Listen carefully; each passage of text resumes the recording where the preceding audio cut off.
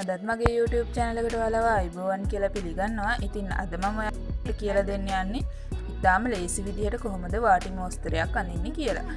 ඉතින් මේ ලේසි ක්‍රමයකට ඇඳලා ගොඩක් සංකීර්ණ මෝස්තර රට අපිට ඇඳ ගන්න පුළුවන් මේ ලේසි ක්‍රම හරහා.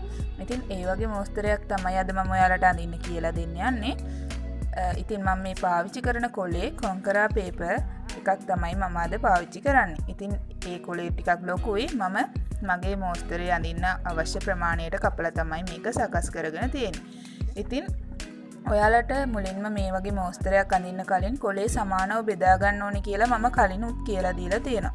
ඉතින් අදත් මම මෙන්න මේ විදිහට කොලේ නවලා දෙපැත්තෙන් මෙන්න මේ විදිහට පොඩ්ඩක් සලකුණු කරගන්නවා. මැද කොලේ නවන්නේ නැහැ.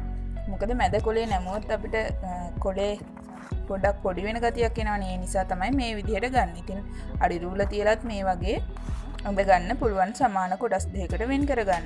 ඉතින් මම අර සලකුණු කරගත්ත එක පැන්සලෙනුත් ලකුණු කරලා තමයි මේ වගේ රේඛාව ඇඳගන්නේ. ඉතින් ඔයාලට පේනවා ඇති කොලේ සමානව බෙදාගෙන ඉවරයි. ඊට පස්සේ තියෙන මට උඩිනුයි යටිනුයි මම ගන්න ප්‍රමාණය මේකේ ලකුණු කරගන්න. ඉතින් මම ලේසි නිසා මේ විදිහට අඟල් දෙකක ප්‍රමාණය මැදින් තියලා උඩටයි යටටයි සලකුණු කරගන්නවා. මම අද ගොඩක් පුංචි කොලයක් තමයි පාවිච්චි කරන්නේ. ඉතින් ඔයාලට පුළුවන් මීට වැඩිය වෙනස් ප්‍රමාණ පාවිච්චි කරන්න ඔයාලගේ මෝස්තරේට. ඉතින් මම වීඩියෝ එක හදන්න ලේසි විදිහට තමයි මම කොලේ සකස් කරගත්තේ. ඉතින් මම මේ වගේ සමාන කොටස් වලට බෙදාගෙන තමයි ලකුණු කරගන්නේ. මම එකවරම උඩිනුයි යටිනුයි ලකුණු කරගන්නවා. එතකොට ඉරි දෙක ඇඳ ගන්න මට ගොඩක් ලේසි වෙන නිසා. ඉතින් මෙන්න මේ විදිහට අනිත් පැත්තෙනුත් ඒ ගත්ත ප්‍රමාණයම රූලෙන් උඩටයි රූලෙන් යටටයි ලකුණු කරගන්නවා. ඊට පස්සේ මම මෙන්න මේ විදිහට අඩි රූල පාවිච්චි කරලා ඒ සලකුණු දෙක අතරේ සමාන රේඛාවක් මෙන්න මේ විදිහට ඇඳ ගන්නවා.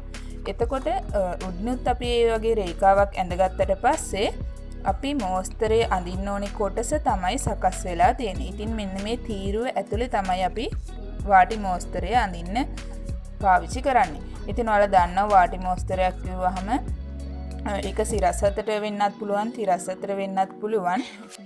අපි අඳින්න ඕනේ මේ වගේ තීරුවක. ඉතින් මේ තීරුවක ඇඳගත්තට පස්සේ අපිට පුළුවන් මේක සමාන කොටස් වලට වෙන් කරගන්න. මොකද අපි දැන් මෝස්තරයක් අඳිනකොට සාමාන්‍යයෙන් මෝස්තර ඒකකයක් පාවිච්චි කරනවානේ. ඉතින් වාටි මෝස්තරයටත් එහෙමමයි අපි මෝස්තර ඒකකයක් පාවිච්චි කරනවා. ඒ නිසා ඔයාලට පුළුවන් මෝස්තර ඒකකේ සකස් කරගන්න ප්‍රමාණයට මේ වගේ එක සමාන දුරවල් වලින් ලකුණු කරගන්න. ඉතින් මම අඟල් 3ක් වගේ තමයි ගත්තේ. ඉතින් ඒ අඟල් 3 කොටස් තමයි මේ විදිහට වෙන් කරගත්තේ. ඉතින් ඔයාලට පුළුවන් උඩින් සලකුණු කරගත්ත ප්‍රමාණයටම යටිනුත් සලකුණු කරගන්න. ඉතින් අඟල් 3ක් වෙන්නම අවශ්‍ය නැහැ. ඔයාලගේ මෝස්තරේ අඳින ප්‍රමාණයට ගැළපෙන විදිහට ඔයාලට මෝස්තර එකකේ සකස් කරගන්න පුළුවන්. ඉතින් මම මෙන්න මේ විදිහට සලකුණු කරගත්තට පස්සේ මම දැන් මෝස්තරේ අඳින්න ඕනේ කොටස් ටිකක් වෙන් කරගෙන තියෙන නිසා මට හිතෙනවා මේ මෝස්තරේට තීරු දෙකක් අයින් කරොත් හොඳයි කියලා, උඩිනුයි යටිනුයි. එතකොට ගොඩක් වෙලාවට මේ විදිහට තීරු දෙකක් අයින් කරන එක හොඳයි. මොකද එතකොට මෝස්තරේට අවශ්‍ය කරන මෝස්තර කොටස් ටික වෙන වෙලා වගේ පේන්නේ නැහැ. රූල ඇතුලේ තියෙනවා වගේ ලස්සනට පේනවා. ඒ නිසා පාට කරන්නත් ලේසි මේ විදිහට රූලක් වෙන් කරගත්තාම අපේ වාටි මෝස්තරේටත් අලංකාරයක් එනවා මේ රේඛාවක් පාවිච්චි කරාම. ඉතින් මම ඒ නිසා උඩිනුයි යටිනුයි මෙන්න මේ වගේ සමාන රේඛා දෙකක් ඇඳගත්තා. ඉතින් මේකෙදි මම මැනලා තමයි ඇඳගත්තේ. අඩි රූලේ තියෙන රේඛා ටිකක් තියෙනවනේ මම අර කියලා දුන්නනේ කලින් ඔයාලට. ඉන්නේ ඒ රේඛා පාවිච්චි කරලා තමයි මේක සමානව ඇඳගත්තේ. ඉතින් දැන් අපිට තියෙන මේ කොටසට ඒකකයක් සකස් කරගන්න. ඒ කියන්නේ අපි හැමදාමත් කරනවා වගේ අමතර කඩදාසියක් අරගෙන අපිට පුළුවන් මේකට ගැළපෙන ප්‍රමාණයට, කියන්නේ මේ එක කොටුවකට මෝස්තර ඒකකයක් සකස් කරගන්න. ඉතින් මෙන්න මේ විදිහට සමාන කොටුවක්, ඒ කියන්නේ අපි ඇඳලා තියෙන කොටුවට සමානවම වෙනත් කොලයකින් කොටුවක් සකස් කරගන්නවා. ඉතින් මේ සකස් කරගත්ත කොටුවේ අපිට මෝස්තරය අඳින ලේසි ක්‍රමයක් තියෙනවා. මෙන්න මේ වගේ තිබ්බහම පිටපත් වෙන පැත්තක් තියෙනවනේ. ඒ පැත්තට, ඒ කියන්නේ උස අතට අපිට පුළුවන් මේක සමානව නවා ගන්න. මෙන්න මේ විදිහට. ඉතින් මේ නවාගත්ත කොටසේ එක පැත්තකට විතරක් මෝස්තරය ඇඳලා ඊට පස්සේ මෝස්තරේ පොඩක් තදින් ඇඳලා පස්සේ අනිත් පැත්තට අච්චුවක් විදිහට වැදෙනවා. ඒක ඇඳලා අපිට පුළුවන් ලස්සන මෝස්තරයක් ඇඳ ගන්න. ඉතින් මම මේකේ හරි මැද හොයා ගන්න ඕන නිසා මෙන්න මේ විදිහටත් නමලා හදා ගන්නවා. මොකද එතකොට අපිට අඩිරූලෙන් මනින්න ඕනේ නැහැ කොහෙද හරි මැද තියෙන්නේ කියලා ඉරි ඇඳ ගන්න අවශ්‍ය නැහැ. මෙන්න මේ ඉර බලලා අපිට අපේ මෝස්තරය ඇඳ ගන්න පුළුවන්. හරි මම නැවතත් අනිත් පැත්තට නවා ගත්තා. ඉතින් මෙන්න මේ විදිහට අපිට පුළුවන් අපේ මෝස්තරය අඳින්න. ඉතින් මම අද අඳින මෝස්තරෙත් ඔයාලට උත්සාහ කරලා බලන්න පුළුවන්. ඒ වගේම ඔයාලටත් මේ විදිහට ඔයාලා කැමති මෝස්තරයක් ඇඳලා පිටපත් කරලා බලන්න පුළුවන්.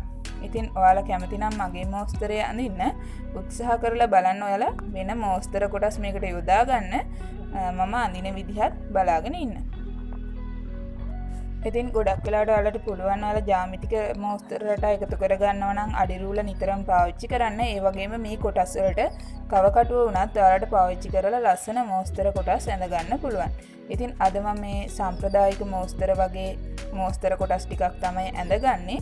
ඉතින් මෙන්න මේ විදිහට මම අවශ්‍ය විදිහට මුලින්ම කොටස් ටික වෙන් කර ගන්නවා මෝස්තරේ අඳින්න ඕනේ කොටස් ටික. ඉතින් එතකොට ගොඩක් ලේසි මෝස්තරේ ඇඳ ගන්න. ඉතින් ඔයාලට පේනවා ඇති මේ කොටසේ තදින් ඇඳහම අනිත් පැත්තට අච්චුවක් විදිහට වැදිලා තියෙනවා. ඉතින් එතකොට ඒ කොටස බලාගෙන නැවත අපිට ඇඳලා අපේ මෝස්තරේ සම්පූර්ණ කරගන්න පුළුවන්. ඉතින් මම ඔයාලට පේනවා ඇති නිතරම අඩි රූල පාවිච්චි කරනවා. ඉතින් මේව පිටපත් කරනකොටත් අඩි රූල පාවිච්චි කරලම පිටපත් කරගන්න ඕනේ. මොකද එහෙම නැත්තම් ඔයාලා අඳින මෝස්තර කොටස් එක එක විදිහේ වෙන්න පුළුවන් නිසා. ඉතින් සමාන වෙන්න නම් මේ වගේ අඩි රූල පාවිච්චි කරලා ලස්සනට ඔයාලගේ මෝස්තර කොටස් ටික ඇඳ ගන්න. ඉතින් ඔයාලා ලියවලක් වගේ අඳිනවා නම් මෙහෙම අඩි රූල පාවිච්චි කර කර අඳින්න අවශ්‍ය නැහැ. ඔයාලට කැමති විදිහකට ඇඳ ගන්න පුළුවන්. ඊට පස්සේ අනිත් පැත්තට පිටපත් කරගන්න පුළුවන්.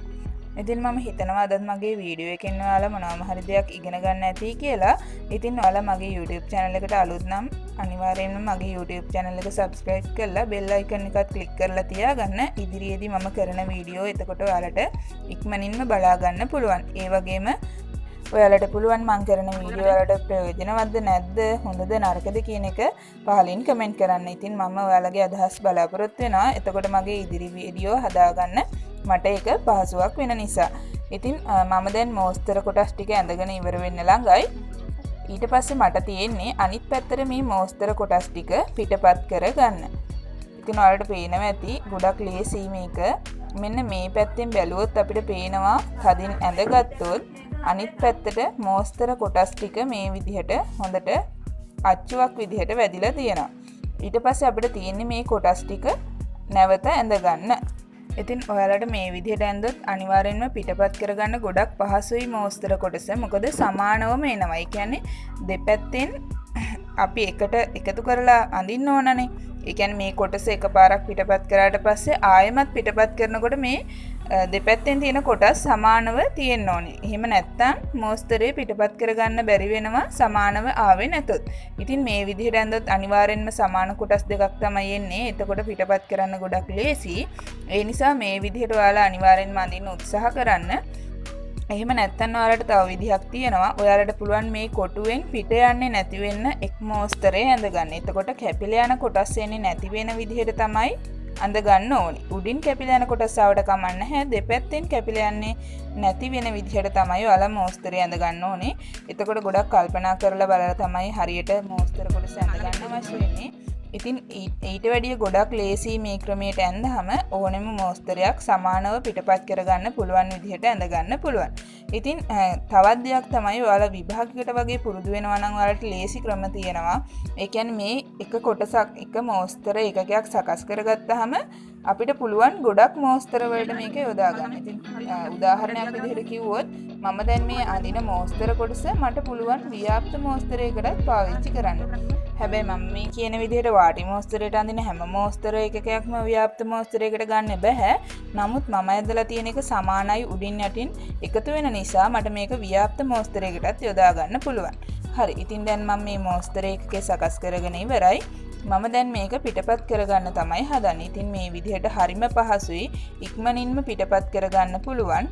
ඉතින් මම මෙන්න මේ විදිහට මගේ මෝස්තර එකකය ඉක්මනින්ම පිටපත් කරලා ඔයාලට පෙන්නන්නම්. ඉතින් ඔයාලට මම මේ අඳපු මෝස්තරේ පාට කරන විදිහත් බලන්න අවශ්‍යයි නම් ඊළඟට මගේ වීඩියෝ එකෙන් ඔයාලට පාට කරන විදිහ කියලා දෙනවා. ඒකත් බලන්න පුළුවන් ඔයාලා කැමති නම් විතරක්. ඉතින් ඔයාලට පේනවා ඇති ලස්සනට මෝස්තරේ ඇඳගත්තා. මම මේක ඊටාම ලේසි විදිහට පාට කරන විදිහ තමයි කියලා දෙන්නේ. ගොඩක් පාට ගන්නේ නැතුව ලේසිම විදිහට තමයි පාට කරන්න කියලා දෙන්නේ. ඔයාලා කැමති නම් ඒකත් බලන්න පුළුවන්. එහෙනම් අපි යමු මේ මෝස්තරේ පාට කරන්නේ කොහොමද කියලා බලන්න.